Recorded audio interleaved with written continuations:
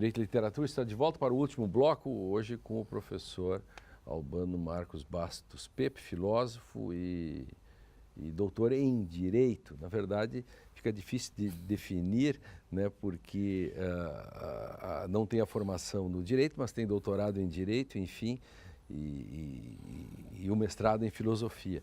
Perfeito. Mas Albano, você tem aí o livro do surrealismo, da ecologia, né? Exatamente, o Manifestos, que ele escreveu 2 manifestos. Mostra para o nosso telespectador, acho que é assim. Aqui também? Não sei se é esse ou a outra câmera. Só para mostrar, vai falando aí, fale sobre o livro. Você escreveu, inclusive, um prefácio, pós-fácio. Os 2 prefácios dos 2 manifestos. Tá bem. Uhum. Certo? Então... Já está filmado, pode... Ele resolveu escrever 2 manifestos. Um primeiro, que foi em 1988, e o segundo em 1990. E nos 2 manifestos ele me pediu para fazer os prefácios. Eu acho que o Vará queria que eu fosse o prefaciador oficial dele. Uhum. Sempre.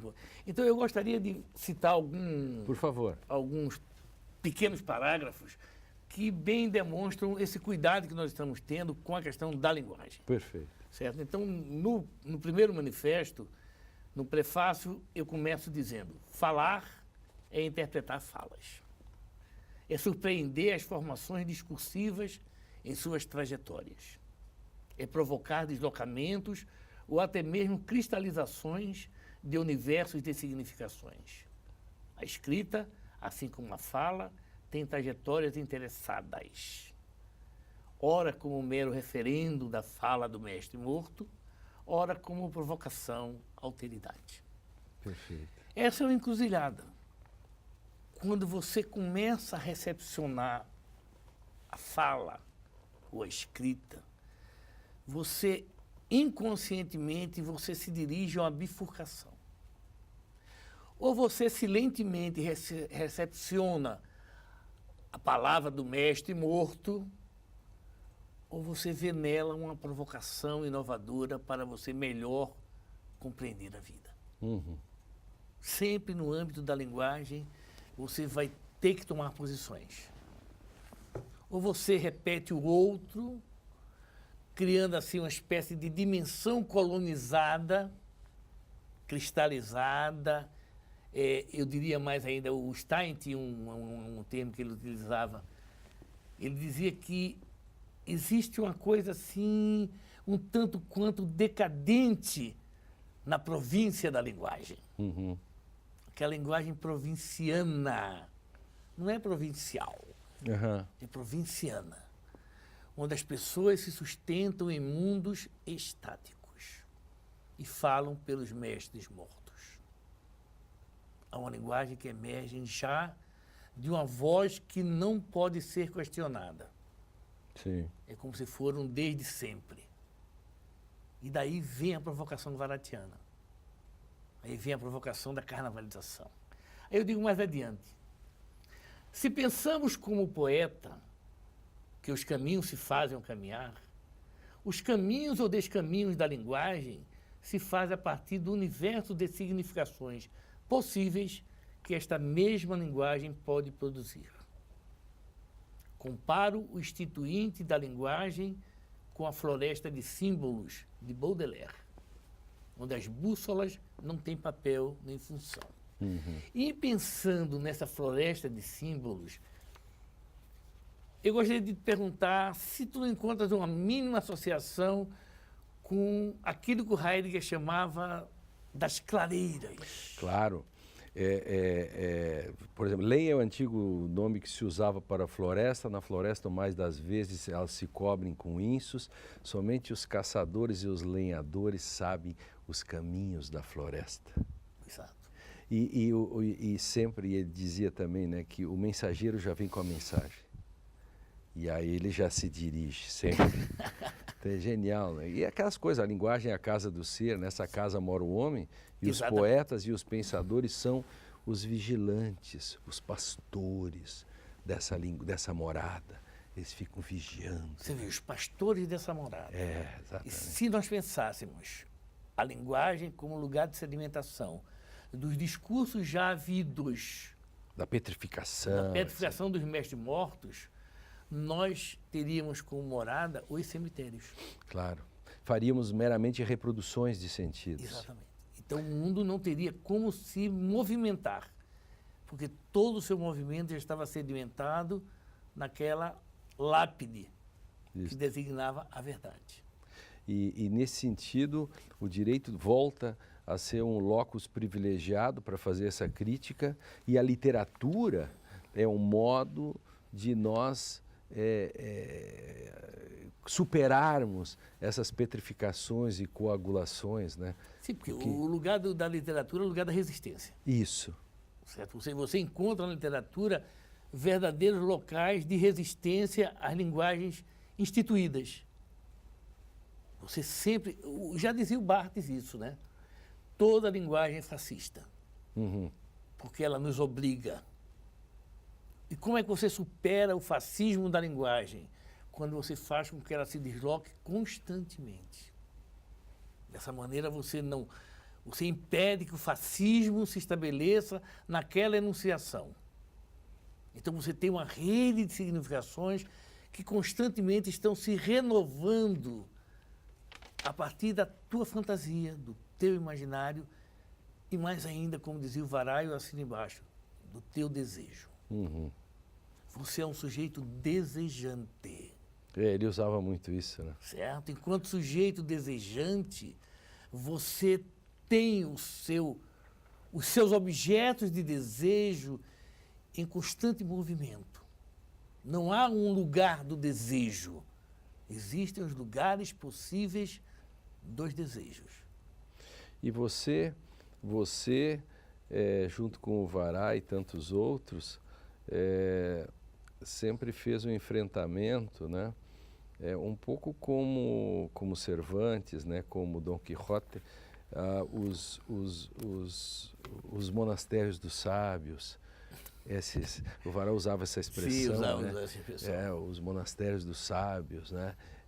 Os repertórios de saber instituídos, que no fundo é essa petrificação que você isso. disse, né? Esse é o grande cuidado. E por que eu procuro responder a uma pergunta que eu sempre me fiz. Por que eu saí da filosofia e fui para o direito? A filosofia não produz objetos. Uhum.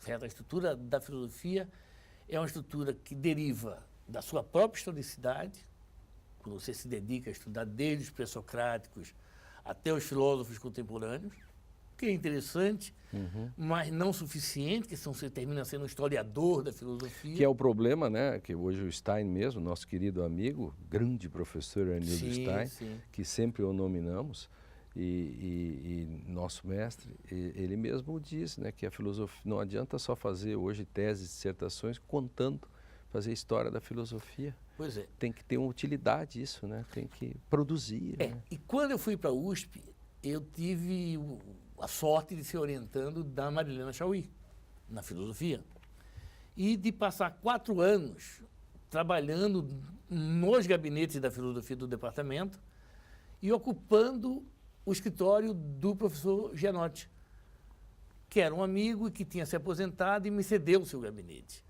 Então eu tinha um convívio diário com todos eles. E todos eles diziam, nós aqui, quando muito, fazemos história da filosofia.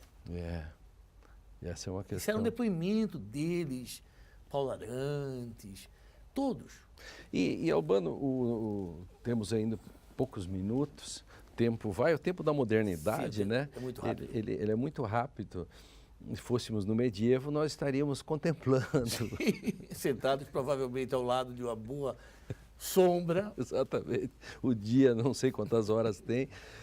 Mas o mundo hoje contemporâneo, as coisas que estão acontecendo no Brasil, etc., e em tempos de Facebook, essa pós-modernidade, nós falávamos da linguagem antes, você não acha que nós estamos perdendo o mundo dia a dia? Sim, nós estamos, de certa forma, criando um novo fetiche. Uma fetichização. Ora, veja bem, o Marx falava na fetichização da mercadoria. quando nós nos confundíamos com a mercadoria e deixarmos de ser sujeitos da ação para sermos objetos de uma ação mercadológica. A coisificação. A coisificação. Então, eu diria que hoje existe uma fetichização das linguagens, a partir da linguagem robótica.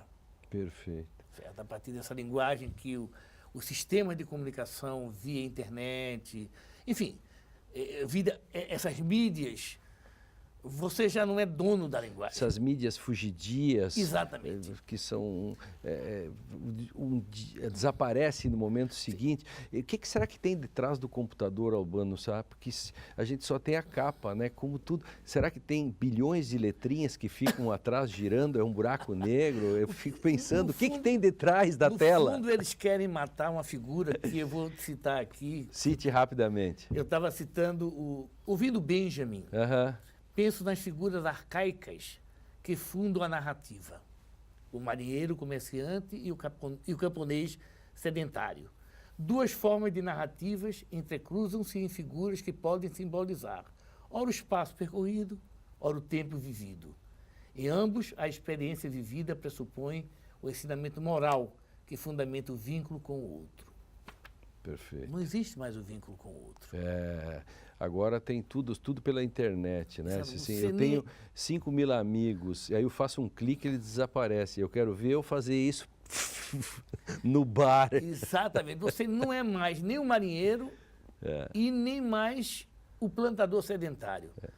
Um contempla o tempo, o outro vive o espaço. Numa web, você faz o quê? Você navega onde? Exatamente. Navegar nas webs significa navegar no nada. No nada. Nesse novo fetiche, onde a linguagem se reduz a um conjunto de símbolos que a criança, desde 1 ano de idade, aprende a tocar no teclado e se identificar com o teclado. Temos só 1 minuto ainda, e ainda hoje em dia nós temos até o Twitter, em que nós exprimimos um pensamento em 140 caracteres. 142 caracteres. Coitado do Shakespeare, se fosse escrever hoje, né? Sim, ele teria que se submeter a 142 caracteres. Shakespeare passando um Twitter. O Direito e Literatura fica por aí, por aqui mesmo. Assista este e outros programas no nosso sítio eletrônico, né? Enfim, mande-nos sugestões no nosso site e sugira outros programas que que vamos tentar atendê-los, e nós temos convidados especiais como o meu querido amigo Albano Marcos Bastos Pepe, que esteve hoje. Eu agradeço a atenção. Muito obrigado e até mais outro dia, quando faremos novos programas, sempre imbricando direito, literatura, filosofia, psicanálise, tudo que é necessário para melhor compreendermos este complicado mundo.